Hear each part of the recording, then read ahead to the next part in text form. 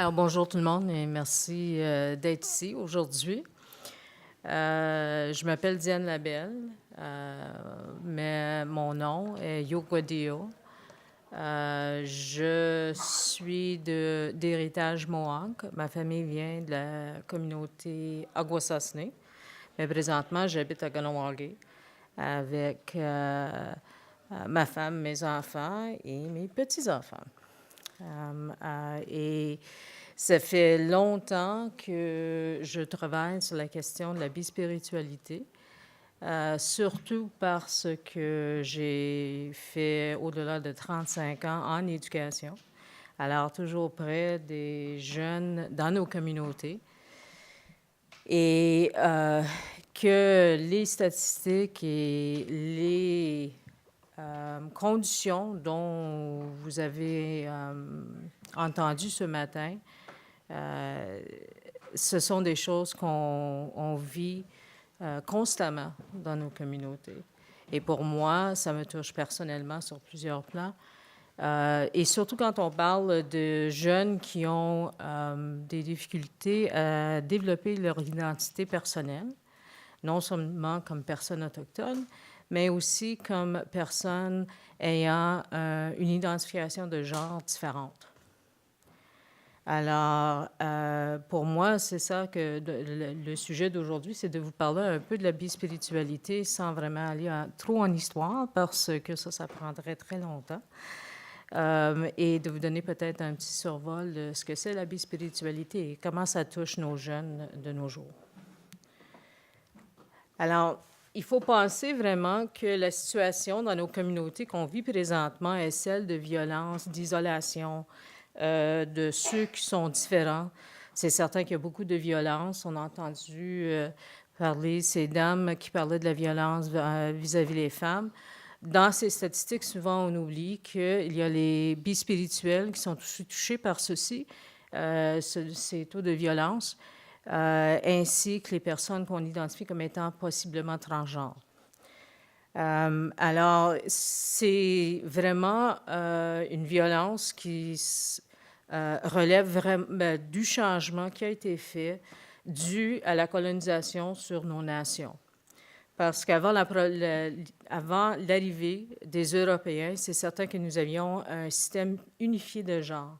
Ce que ça voulait dire, c'est que peu importe votre genre ou votre identité de genre, vous aviez une égalité et une participation égale dans vos communautés.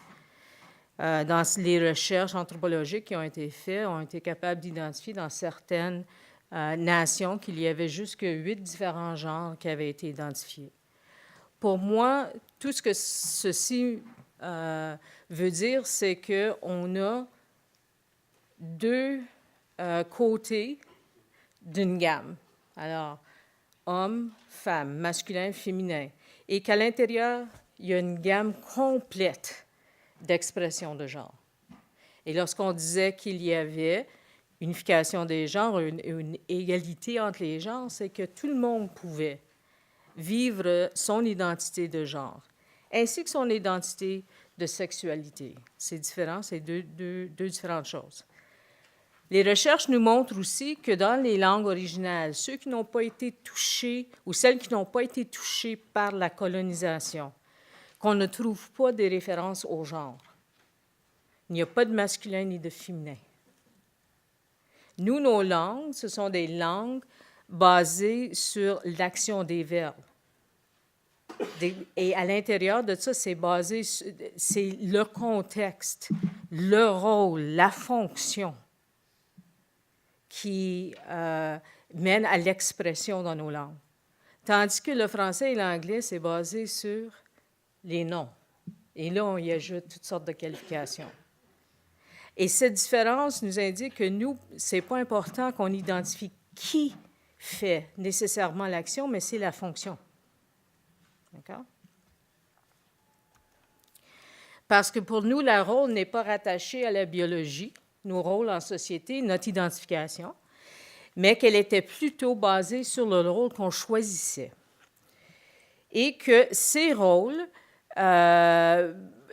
n'étaient jamais déterminés d'avance. C'était l'individu qui choisissait son rôle. parce que c'est l'individu qui mène. Je suis une personne, je suis la seule qui est capable de faire des choix pour moi-même. Mon trajet, c'est mon trajet personnel.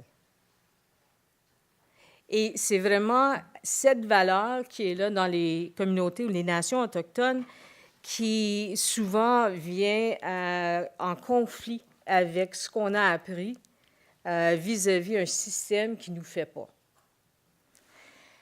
Alors, les individus qui étaient considérés comme étant un autre genre, d'accord, qui se trouvaient à l'intérieur de la gamme, c'était des individus qu'on considérait comme étant des personnes qui pouvaient se transformer ou transcender son corps physique. Et on parle souvent de ceux que ces individus avaient un don de vision, mais c'est plutôt d'avoir un don qui venait à jouer un rôle important dans la communauté. Alors, ça pourrait être des chamans, des personnes de médecine, des leaders, c'est certain, des gardiens des traditions, des enseignants et des clairvoyants dans nos communautés. Ce sont des mots tous non autochtones qu'on utilise pour définir ces rôles. Alors, ça devient très limité quand on utilise un autre langage. Mais ça voulait dire qu'il y avait des individus qui pouvaient s'afficher de la façon qu'ils voulaient. C'était basé sur leur rôle dans la communauté et le respect qu'on leur donnait était vraiment basé sur ce rôle. Alors, si on parlait de Oshtish, qui est un guerrier, lui, il a passé une grande partie de sa vie à l'intérieur des communautés comme étant un conseiller ou un aide spirituel pour les individus dans la communauté. Et on lui confiait nos enfants qui avaient besoin de l'aide à développer leur aspect spirituel. C'était un rôle qu'il aimait beaucoup. Et en plus, on dit qu'il était vraiment doué comme personne de famille, hein, la personne importante qui élevait les enfants. Mais ça ne voulait pas dire qu'il n'y avait pas d'autres rôles.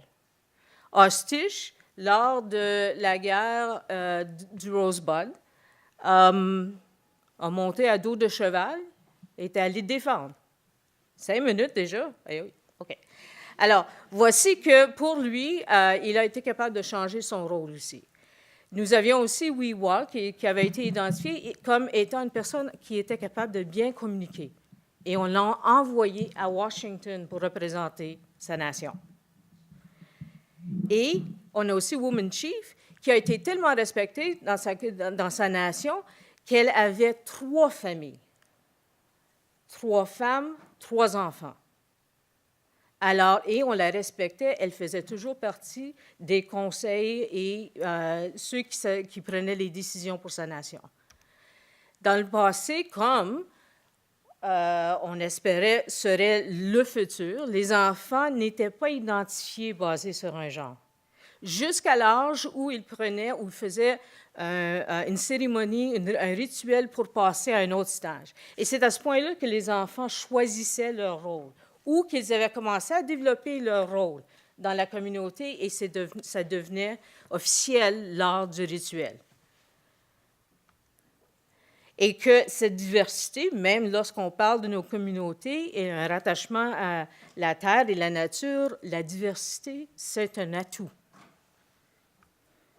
Mais qu'avec les pensionnats, on a commencé à changer non seulement cette vue de genre, mais c'était des écoles industrielles dans lesquelles on avait prédéterminé quel était le rôle pour les garçons et les filles. Malheureusement, ceux qui étaient habillés, on basait leur genre sur la façon qu'ils étaient habillés. Et il y a des situations où des jeunes ont été mis au pensionnat, et lorsqu'on a coupé leurs cheveux, on les a déshabillés, on se rend compte que c'est un garçon. Fait qu'on le met du côté des garçons plutôt que côté des filles. Là, on commence à séparer les genres et faire la différence. En plus, on leur donne de nouvelles valeurs et de nouvelles habitudes. Les femmes vont être éduquées pour prendre des rôles comme mères de famille, femmes de ménage. Les hommes à travailler comme des travailleurs générale dans les communautés. Faire de la réparation, des constructions, des choses de ce genre. Et en plus, on commence à les habiller et les séparer différemment, faire la différence entre garçons et filles. On parle souvent des pensionnats, ce que ça nous a coûté. Ça nous a coûté beaucoup. Ça nous a sapé notre culture. Ça a perturbé nos familles et continue de nos jours. On parle des violences, c'est certain que c'est toujours là. Si on commence à penser à l'idée ou on commence à lire les recherches qui sont faites sur l'attachement, on vient à comprendre pourquoi les pensionnats nous ont causé des blessures si creuses. On a rompu nos cultures, on a rompu nos liens à nos cultures, à nos langues. Notre vie familiale a été complètement changée. Ça nous a porté des effets dévastateurs en termes de toute la collectivité, non seulement certaines nations. Et c'est certain que c'est vraiment une forme de génocide culturel. Et même, je dirais que ça va plus loin que ça. C'est difficile à accepter. Les pertes pour des personnes bispirituelles, alors, on a les pertes qui viennent par le fait qu'on est autochtone. Ça, on le vit à tous les jours. Mais en plus, on a des pertes qui sont spécifiquement à notre vie et nos rôles bispirituels. Lorsqu'on parle des traumatismes, on parle des blessures. On peut guérir les blessures physiques. Avec de l'aide, on guérit souvent l'aspect psychologique, émotionnel. On peut changer nos idées ou commencer à changer nos idées. Mais ce qui est encore plus difficile, c'est d'aller guérir cet aspect ou ces blessures spirituelles. Parce que là, il faut vraiment toujours être pris à commencer à déchiffrer ce qui est le nôtre et qu'est-ce qui nous a été apporté par la colonisation. Et ça prend beaucoup d'efforts pour faire ça constamment, pour dire d'où est-ce que ça vient, ces idées-là? Est-ce que c'est vraiment nos valeurs? Alors, lorsqu'on parle de la réconciliation et on parle vraiment de reprendre ou de revendiquer nos rôles, ça veut dire d'aller jouer sur cette résilience que vous avez vue aussi. L'humour, là, c'est vraiment fait partie de notre résilience. De cette résilience et de prendre ça pour être capable de faire un retour, pas un recul, mais un retour aux valeurs originales. Et c'est là où on est présentement dans plusieurs de nos communautés. On voit que les bispirituels prennent de plus en plus leur rôle. Ils reviennent de plus en plus, mais ça demande d'avoir beaucoup de travail sur la guérison à l'intérieur de nos communautés. J'ai beaucoup de confiance en notre jeunesse, c'est certain. Et lorsqu'on parlait aussi qu'on est rendu à une différente, la deuxième, ce qu'on avait dit, la deuxième création, c'est le terme qu'on utilisait. En réalité, on voit qu'on arrive à ce point-là. Et que la société non autochtone commence aussi à regarder ce qu'on fait à l'intérieur de nos communautés et nos valeurs et se demander, se poser la question, est-ce que nous, on devrait changer nos valeurs? Parce que ces valeurs-là, les valeurs originales, c'est ce qui nous a menés pendant 15 000 ans.